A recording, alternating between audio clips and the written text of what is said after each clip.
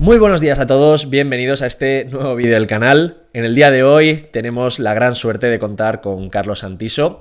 Probablemente para todos aquellos que vengáis de Twitter, de redes sociales, de otros vídeos que he subido al canal, pues creo que Icaria lo conocéis de sobra. Concretamente, pues Carlos es el gestor de Icaria Cartera Permanente y de Icaria Capital Dinámico. Y como os decía, hoy tenemos la gran suerte de estar con él y de hacerle pues la entrevista que todos estabais esperando y un poco pues con ese formato que estoy desarrollando dentro del canal. Lo primero, Carlos, darte las gracias por estar hoy aquí y de antemano por todo lo que nos vas a contar. Nada, gracias a ti por invitarme, Héctor. La verdad que un placer estar por aquí y seguro que pasamos un buen rato. Perfecto. La primera pregunta es bastante sencillita. ¿Quién es Carlos Santiso? Creo que esta te la sabes. Sí, sí. Además, es una que solemos hacer en el podcast. Pues Carlos Santiso es a día de hoy el gestor de dos fondos de inversión y director de inversiones de un family office, de un grupo de empresarios y profesor en dos másters de asignaturas de valoración, de renta fija y demás. Básicamente, mis grandes pasiones son el análisis de empresas, la construcción de carteras diversificadas y la docencia. Es lo que podría resumir.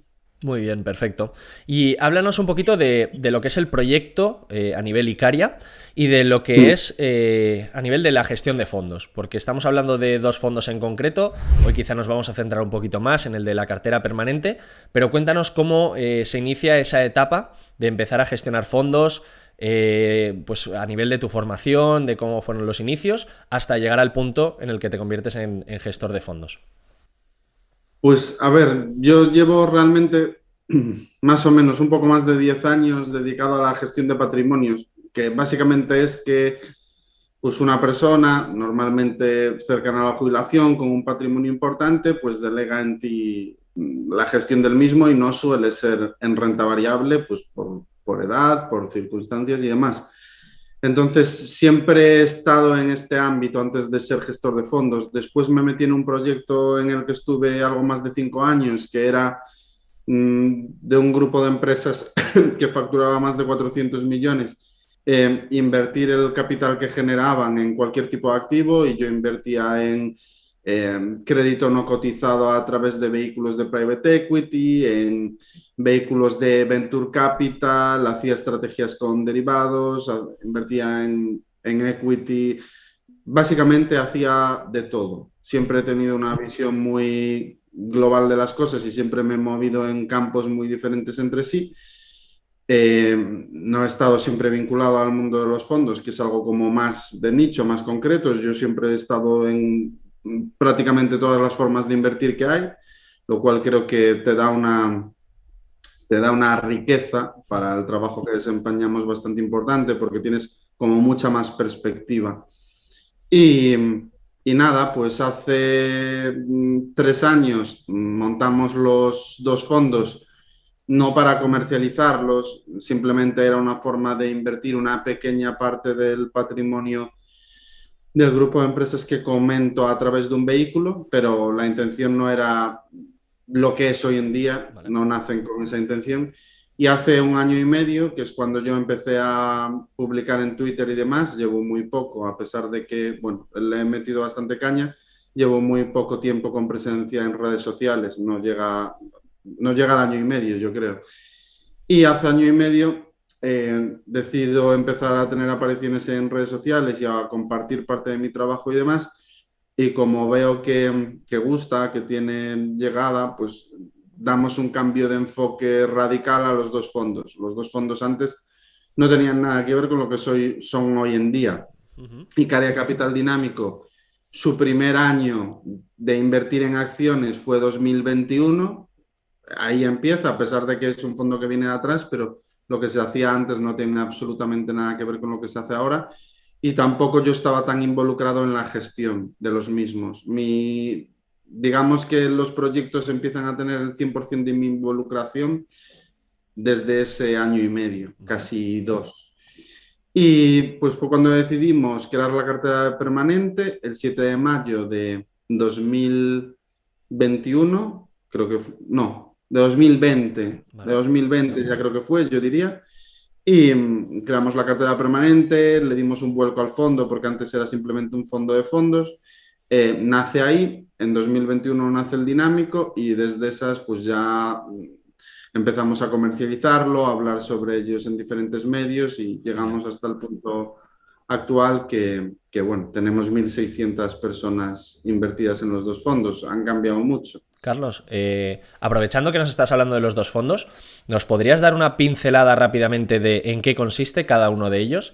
Y luego también hay una pregunta que siempre le suelo hacer a los gestores que pasan por el canal, es ¿qué capital es el que se está gestionando en cada uno de ellos y cómo te sientes tú, digamos, a nivel un poco en el día a día, un poco con la responsabilidad que hay detrás, a nivel tuyo como persona, de estar al cargo de ese patrimonio? Pues yo diría que lo que nos diferencia es que son fondos de corte conservador.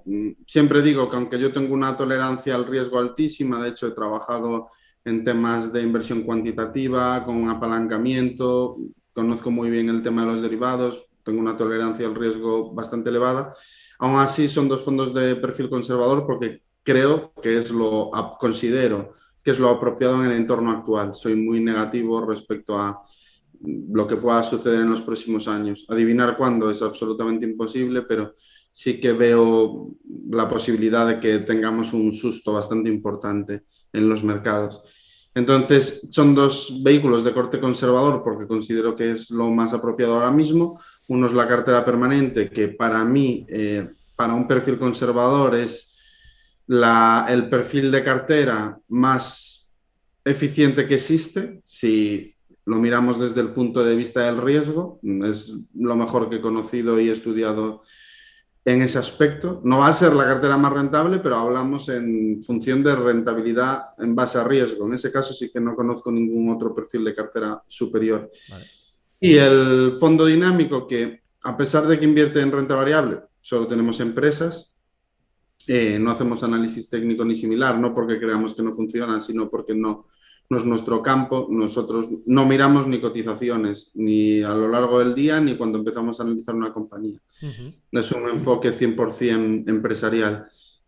A pesar de que invertimos en empresas, pues tenemos la característica de que funcionamos con una cobertura actualmente, lo cual nos hace que bueno, sea un fondo con una volatilidad bastante menor que la renta variable y con un perfil de riesgo muy inferior, Vale. algo menos de la mitad. Y Entonces, bueno, en el dinámico, disculpa, Carlos, ¿recuerdas cuál es la posición más importante o en aquella en la que quizá tenéis sí, algo más de convicción? Si nos puedes dar una pincelada, aunque sea.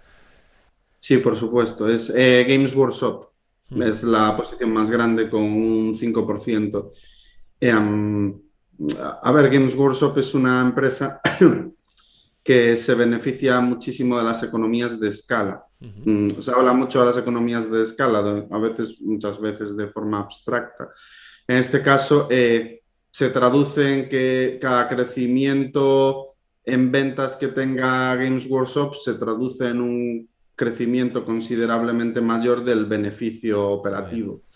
Básicamente que los márgenes cuanto más vende, más crecen, hasta un límite que no sabemos dónde puede estar, pero básicamente ese es el tema. Ha multiplicado en los últimos 5 años las ventas por 3 y el beneficio operativo en vez de crecer por 3 ha crecido por 10. Qué bueno. Entonces, bueno, es una empresa que si consigue mantener el crecimiento, que mi opinión es que va a ser así, está cotizando ahora mismo a 19-20 veces flujo de caja, me parece increíblemente barata, o sea, por las características que comento. Y esas serían las pinceladas. Respecto al capital que gestionamos, la verdad que yo siempre he gestionado un capital bastante elevado. En el Family Office, pues ahora mismo tenemos una única inversión que conlleva 110 millones de euros, una única posición en una empresa, o sea que no me siento incómodo gestionando capitales elevados porque estoy acostumbrado a ello. En los fondos no gestionamos mucho, gestionamos ahora mismo unos 28 millones de euros. Muy bien, perfecto. Genial, pues sobre esta, un poco en la misma línea en la que estábamos hablando relacionado con cómo es esta gestión en el día a día, hay una pregunta que también me gusta hacer a las personas que vienen invitadas y es que nos puedas hablar de un momento que haya sido delicado dentro de la gestión, pues ya sea el momento del COVID, momento pues alguna noticia inesperada, pues en el caso de alguna posición que hubiese sido un poquito más grande, que bueno, que te hubiese pillado quizá con el pie cambiado y que, bueno, pues aunque sea respeto, tampoco vamos a decir que obviamente la estrategia la vas a cortar de raíz, pero quizá un poquito de respeto y vamos a ponernos serios. La verdad que nunca he sufrido por una posición en concreto. La verdad, es así, porque tampoco soy una persona que opere de una forma muy concentrada. La posición más grande del fondo es un 5%, Claro. entonces es difícil encontrarte con sorpresas desagradables cuando tampoco tienes posiciones muy, muy grandes. Entonces, respecto a eso, no me viene nada en la cabeza. Evidentemente, pues ha habido posiciones que han ido mal, pero mal desde un punto de vista controlable porque no tenían un peso importante. Respecto a situaciones, ahí sí que me viene a la cabeza claramente, porque como te digo, o sea, gestionamos cientos de millones y el COVID supuso una caída del 40% en Europa en cosa de un mes, pues para alguien que gestiona un patrimonio tan elevado supone un estrés, no voy a engañar, un estrés adicional. Uh-huh. Fue un estrés bastante por encima de lo normal, porque las caídas del 40-50% suelen darse en periodos de 12, 24 meses. Esto fue un mes, Sí, sí. fue algo, fue algo totalmente inusual. Entonces, pues sí, tengo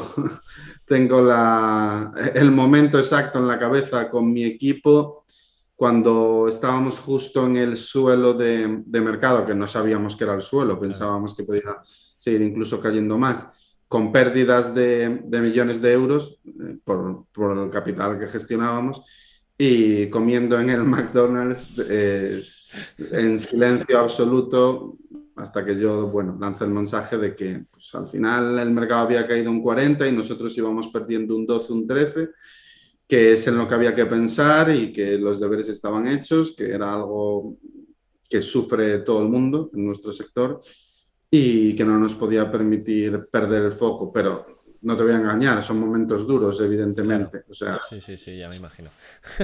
No, ya es cierto que con respecto al tema del COVID ya no era tanto la caída, sino el no saber hasta cuándo podía ser. Y sobre todo la incertidumbre a nivel sanitaria, de que un día parecía que todo se podía recuperar, otro día había noticias que parecía que iba a caer el doble. Y bueno, pues sí que es verdad que al mando de lo que es la gestión, pues supongo que un momento complicado. Quizá no tanto, entiendo, desde el de la cartera permanente, ¿verdad? Porque aquí lo que hacéis es simplemente un rebalanceo para que en ninguna de las grandes áreas, entiendo que se pase de peso, por decirlo de alguna manera sencillita, y entiendo que era más con el de capital dinámico.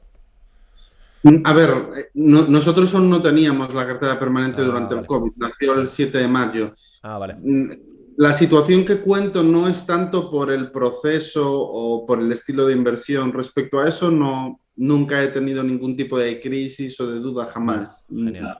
Tengo siempre convicción absoluta en lo que hago. La preocupación venía más bien por, hablamos de pérdidas de millones de euros, a pesar de que no llegaban al 15% y el mercado había caído un 40%, o sea, habíamos Claro. hecho un buen trabajo, pero la preocupación no venía tanto por el proceso, por hasta dónde puede caer. No, eso nunca me ha preocupado demasiado. Era más por cómo se va a tomar una empresa que su actividad no está relacionada con las inversiones. Uh-huh. Nosotros invertíamos el dinero de una empresa que su objeto social no eran las inversiones. Una empresa como puede ser Inditex. ¿Cómo se va a tomar una empresa cuyo objeto social es X las pérdidas que nosotros vamos a ocasionar, que en ese momento era el beneficio de un año? Era más esa circunstancia de si alguien ajeno al mundo de la inversión iba a ser capaz de entenderlo. Desde el punto de vista de gestor en los fondos de inversión, preocupación, o sea, si dentro de los próximos 3 meses el mercado cae un 40%, mi preocupación va a ser cero. Es Claro. más, me voy a alegrar porque es el escenario que yo creo que va a suceder y que estoy esperando. Me voy a alegrar porque nosotros funcionamos en Capital Dinámico de una forma mucho más conservadora a lo que a mí me gustaría, y en el momento en que el mercado caiga un 40 o un 50%, podremos estar invertidos al 100% sin cobertura, lo cual será muchísimo más cómodo. Claro. La forma que tenemos nosotros de gestionar es mucho más incómoda de lo que a mí me gustaría, y lo hago porque considero que es la apropiada. Entonces, a día de hoy, si se da otro COVID, me quitaría el sueño ni un solo segundo. Era más bien por personas Sí, a nivel ajenas contextual. a mi mundo que no lo fuesen a entender.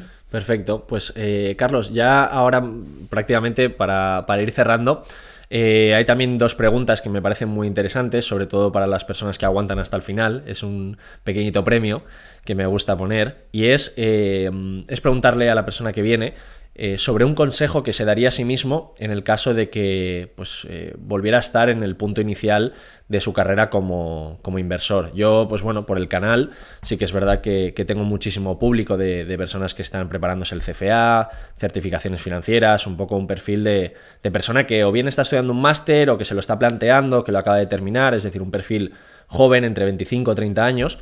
¿Qué consejo le darías a...? Sirve para todo, ¿no? Pero sobre todo yo me centro un poquito más en ese público joven y lo aplico a qué consejo te darías tú mismo ahora que ya pues tienes algo más de experiencia.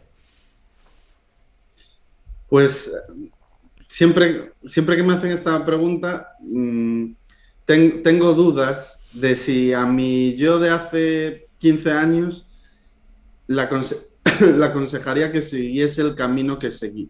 Y me explico. Me explico. A ver, donde estoy ahora es justo donde siempre he querido estar y tengo una posición que es mi pasión y muy cómoda, y no cambiaría mi situación actual por nada del mundo. Eso es lo que quiero que quede claro. No elegiría ningún otro trabajo. Si tuviese la opción, elegiría siempre este. ¿Vale? Entonces, a pesar de eso, no sé si a mí yo de hace 15 años le diría que siguiese otro camino. No sé si merece la pena el camino, es a lo que me refiero. Si tienes los contactos o el dinero por tu familia, pues sí, porque el camino va a ser muchísimo más sencillo, pero yo que no he llegado hasta aquí por los contactos, simplemente he llegado hasta aquí porque me he esforzado de una forma sobrehumana.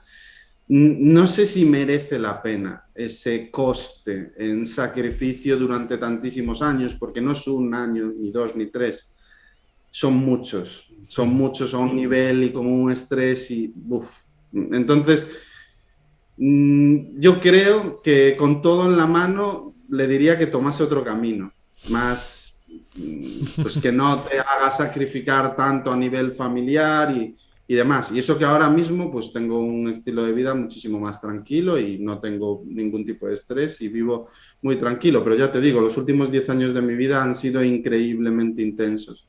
Entonces, bueno, pues le diría que al final no toda la vida es trabajo ni toda la vida es dinero. Hay muchas otras cosas importantes. Y hay otros trabajos con los que te puedes sentir también pleno y que no requieren ese esfuerzo tan sobrehumano. Quizá que disfruten, ¿no? Por el camino, me refiero. Que Es muy... eso también me ocurre a mí personalmente, sobre todo cuando estaba estudiando pues toda la parte del CFA, como que te obcecas mucho, ¿no? Solo te fijas en la parte del final, en lo guay que vas a ser cuando tengas ese titulito, pero hay veces que te estás perdiendo muchas cosas por el camino. Es verdad que ciertos sacrificios hay que hacer, pero bueno, creo que también el hecho de disfrutar está bastante bien y te agradezco el consejo. Y luego, por último, también pregunto por un libro recomendado. En tu caso, Carlos, tienes uno propio relacionado con la cartera permanente. Entonces, bueno, que no sirva como publicidad como tal, pero oye, vamos a hablar de él ya que está. Que lo pondremos también con el enlace debajo para el que lo quiera comprar. De hecho, hace poquito, pues bueno, habías lanzado, ¿no? A través de Amazon una especie de promoción que por Twitter yo creo que no ha habido nadie que no se lo ha descargado. Y que bueno, lo vais a tener bajo, pero bueno, cuéntanos, Carlos, de qué va el libro. Pues a ver, el libro es... si tuviese que recomendar un único libro, no... Bueno, sí recomendaría mi libro para aquellas personas que quieran tener un enfoque conservador. Vale. La verdad, porque es un libro que no tiene paja, o sea, es es mi cuaderno de bitácora en todo mi estudio y trabajo alrededor de la cartera permanente. O sea, es básicamente lo que sí que le habría dado a mi yo de Vale. hace 5 años, sin ni una palabra de más ni de menos, tal cual. Entonces, creo que es un libro que aporta mucho porque es muy práctico, muy directo, no hay nada de paja y eso siempre se agradece porque hay muchos libros que sí que la tienen y que básicamente pues te habla desde cero y es incluso para personas que no tengan grandes conocimientos cómo puedes construir una cartera diversificada que a nivel rentabilidad en base a riesgo va a ser de lo más eficiente que puedas encontrar a lo largo de tu vida y te explica el por qué hay detrás, que no es un backtest, siempre lo digo, o sea, la cartera permanente tú haces un backtest y es maravilloso, o sea, la rentabilidad ha sido muy buena, pero a mí lo que me convence de la cartera permanente y el motivo por el que escribí el libro y tengo un fondo en base a ello no es para nada el backtest. Es un 1% de mi decisión. Es todos los motivos que hay detrás, toda la profundidad que hay detrás del planteamiento, que es gigantesca, es muchísimo más profunda de lo que la gente se cree, es lo que a mí me enamoró. Y básicamente el libro lo que hace es desengranarte esa complejidad. Vale. Mucha gente no alcanza a entender porque no es su trabajo. Claro. Entonces es como si yo tuviese que entender algo de medicina, pues no me enteraría de nada. Esto es lo mismo. Entonces, para toda aquella persona que le interese, pues yo creo que es un contenido muy mascado, que es toda mi experiencia de más de 10 años sintetizada a un libro. Muy bien. Pues lo pondremos aquí abajo, pondremos un enlace para todo aquel que quiera pues revisar un poquito junto con las redes sociales de Carlos, bueno, y básicamente pues todos los enlaces que consideres. Entonces, bueno, dicho esto, llegamos al final del vídeo. Al final de la entrevista, pues lo dicho, Carlos, muchísimas gracias por todo lo que nos has explicado, por todo lo que nos has contado. Para todas aquellas personas que tengáis alguna duda concreta, pues ya sea a través de redes sociales con Carlos o si no, aquí en la caja de comentarios y yo se las trasladaré para que, bueno, que puedan ser resueltas todas ellas. Carlos, te dejo la palabra para que dejes alguna reflexión final. Espero que hayas estado muy a gusto, sobre todo, que lo hayas disfrutado y que, bueno, que desde aquí, de parte de mis suscriptores y mía, que estás invitado cuando quieras. Pues nada, muchísimas gracias a ti, Héctor, que la verdad que sí que he estado muy a gusto.